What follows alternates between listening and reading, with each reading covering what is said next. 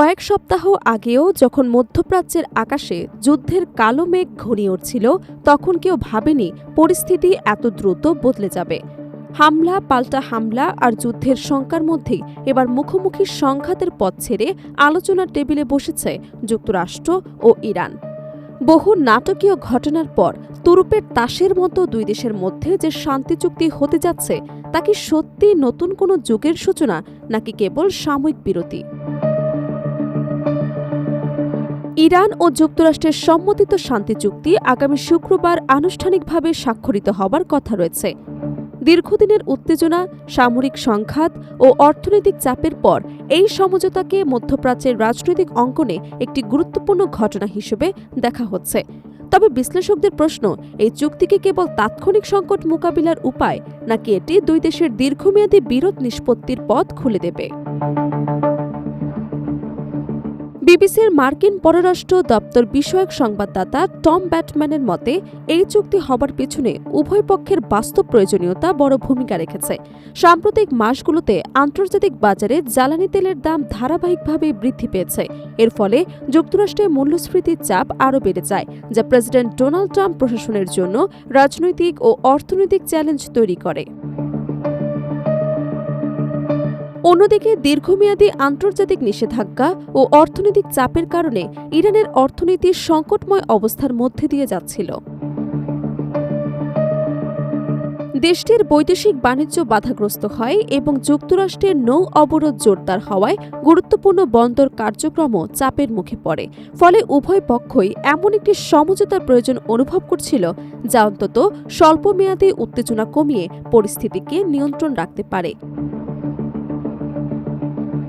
চুক্তির মূল উদ্দেশ্য হল গত ৮ এপ্রিল কার্যকর হওয়া যুদ্ধবিরতির সময়সীমা ও কার্যকারিতা বৃদ্ধি করা। নতুন সমঝোতার আওতায় আগামী ৭ দিন উভয় দেশ কোনো ধরনের শত্রুতামূলক কর্মকাণ্ডে জড়াবে না বলে অঙ্গীকার করেছে। একই সঙ্গে কূটনৈতিক আলোচনার পথও উন্মুক্ত রাখার বিষয়ে সম্মতি দিয়েছে দুই পক্ষ। চুক্তির অংশ হিসেবে ইরান হরমুজ প্রণালীতে তার নিয়ন্ত্রণমূলক অবস্থান কিছুটা শিথিল করবে বলে জানা গেছে।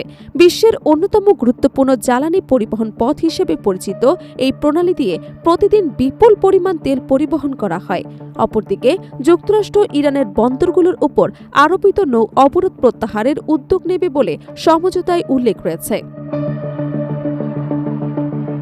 তবে চুক্তির পূর্ণাঙ্গ বিবরণ এখনও প্রকাশ করা হয়নি।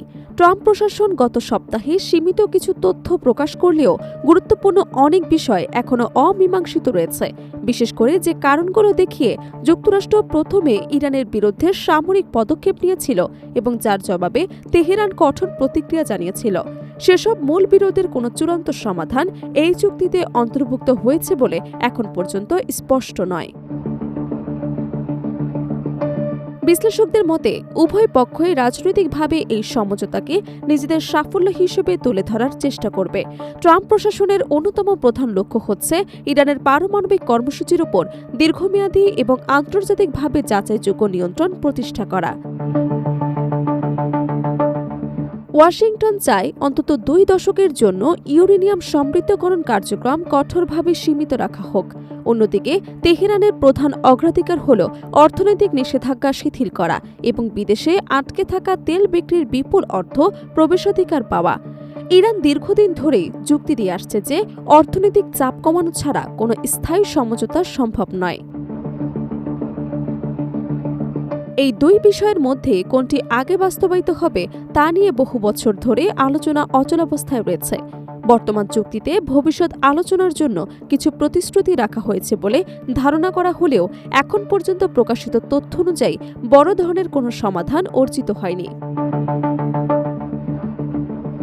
এদিকে ইসরায়েল এবং যুক্তরাষ্ট্রের কট্টরপন্থী রিপাবলিকান নেতারাও চূড়ান্ত চুক্তি নিয়ে নিজেদের উদ্বেগ প্রকাশ করেছেন।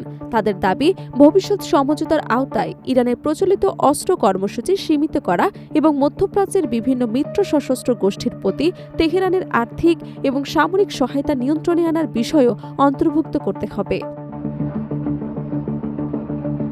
সব মিলিয়ে যুদ্ধের ধোঁয়া সরিয়ে আপাতত শান্তির বার্তা এসেছে ওয়াশিংটন এবং তেহরান থেকে, কিন্তু ইতিহাস বলছে দুই দেশের সম্পর্ক কখনোই সহজ ছিল না।